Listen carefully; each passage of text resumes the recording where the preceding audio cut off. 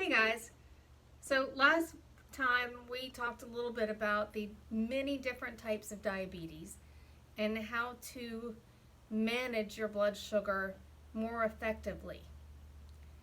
Today I want to tell you a little bit about how I do it, how I manage my blood sugar, some of the tools that I use to do so, and lifestyle choices, what I eat, all of that good stuff.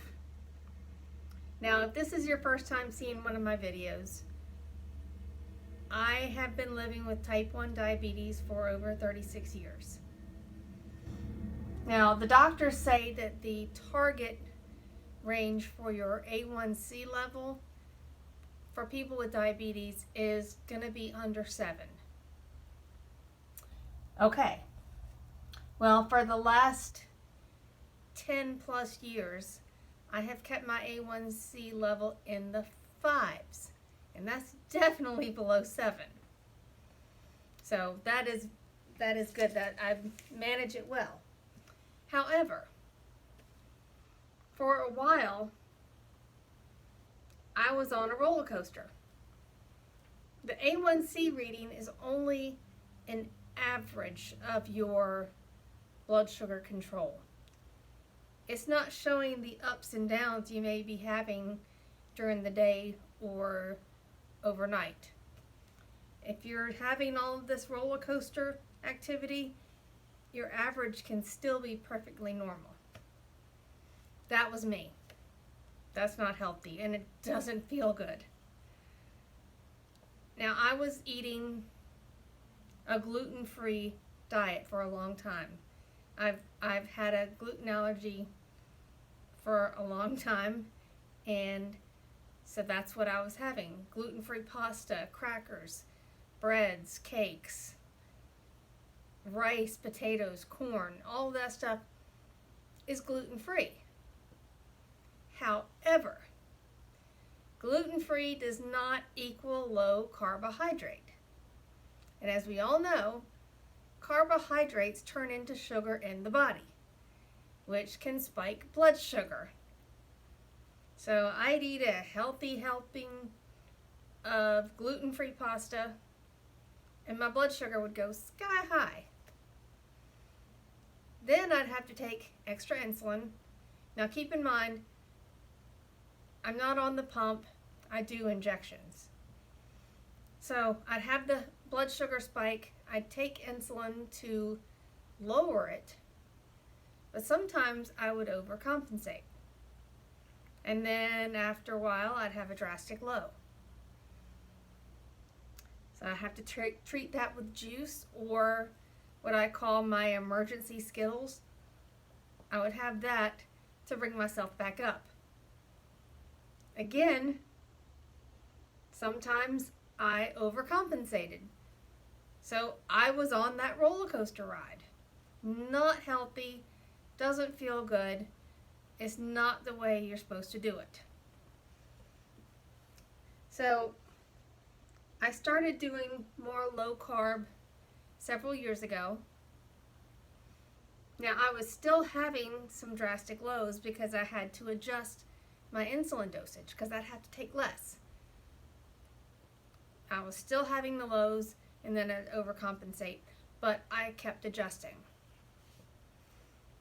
Now, about a little over a year and a half ago, I got one of the best tools for my blood sugar management. It's called a CGM, which means it's a continuous glucose monitor. Now, I use the Dexcom G6, but there's other ones on the market, and they all work great. The Dexcom works for me.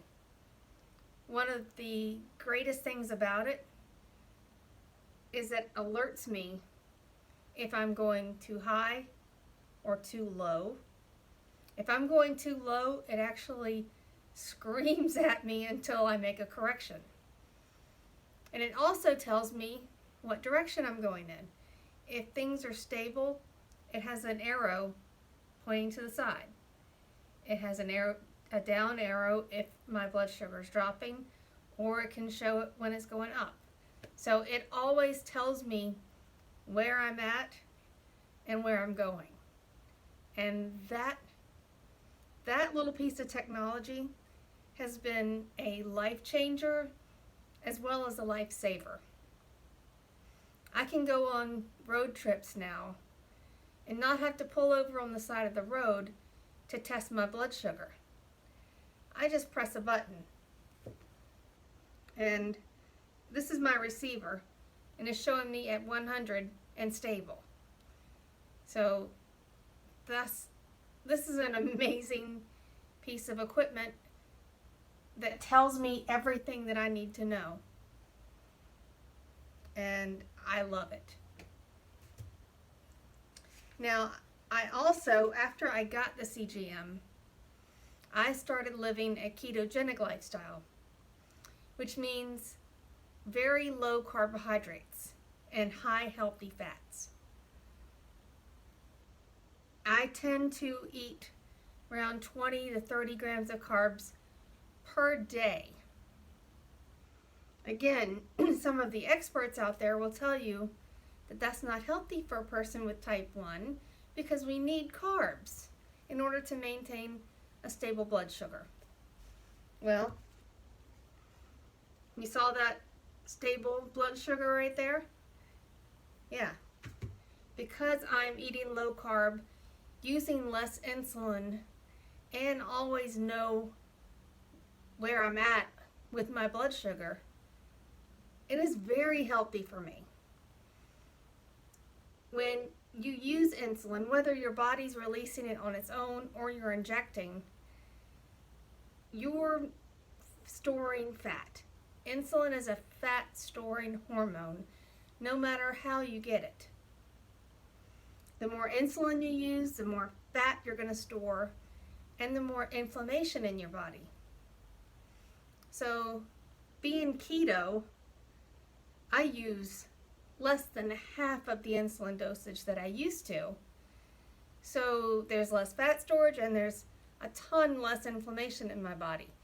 And I feel so much better.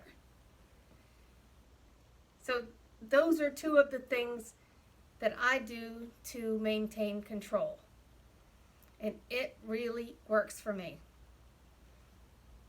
Now, one of the other things I want to tell you is that I'm not perfect. I falter from time to time. Every once in a while, I'll like a little treat. Now, with a gluten allergy, I don't have the cakes and donuts and everything. But when I go to the movies, I'm going to have popcorn like everyone else. So, popcorn will spike my blood sugar. But I have another tool that I take with me to help reduce that spike. And you may have seen this if you follow me on social media. Good Idea Drinks. It's called the Swedish Sugar Buster. That's hard to say. And what it does, it reduces a blood sugar spike from carbohydrates on average about 25%. There's been at least 9 clinical studies on it, and it works for people who are living with diabetes or people without diabetes. Have you ever eaten a large, heavy lunch and then wanted to sleep right afterwards? That's that blood sugar spike and then crash. This reduces that. So I take this, I drink this with my popcorn, and it reduces the spike that I get from the popcorn by average about 50 points. And that is significant, especially for a person with type 1. So I may still have to take a little extra insulin depending on how much popcorn I eat, but I take less because of this. And I don't go without it. If you're interested in this, I'll talk more about this product and the Dexcom later dates. But, you know, if you're local to Myrtle Beach, you can come by the office and try some samples. Or you can purchase at the Bay Naturals health food stores. If you're not local, you can buy it on Amazon or go to our website. But those are just some of the things that I use to help maintain healthy blood sugar levels, to live a healthier, happier life, prevent complications, and just feel better. So that's all I've got for you today. Make sure to like, comment, share, and subscribe below. We need your support. If you have any questions for me, ask some questions in the comments, and I will see you next week. Thanks. Bye-bye.